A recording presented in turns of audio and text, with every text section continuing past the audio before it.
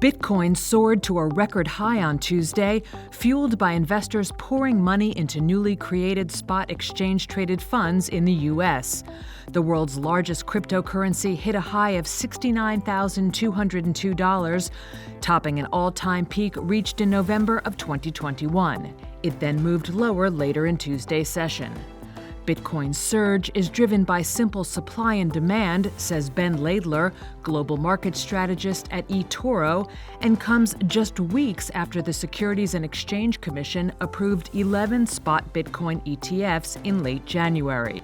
And since then, those ETFs have accumulated 4% of all the Bitcoin there is in the world just in 6 weeks. Just to put that in perspective, that's proportionally about twice the size of the gold ETFs, which have been out there for a lot longer. And it's not your typical Wall Street type who's powering the Bitcoin boom. Your average retail investor has up to 30% of his assets invested in crypto. That's an absolutely huge number. This is the first asset class which has developed, over time, which has been led by retail investors. Supply of Bitcoin is limited to 21 million, of which 19 million have already been mined.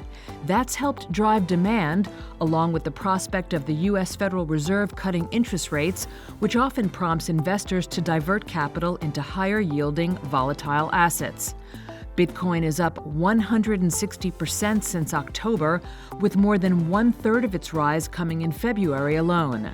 That marks a sharp contrast to 2022, when the market was beaten into an 18-month-long crypto winter, plagued by a string of high-profile corporate bankruptcies and scandal.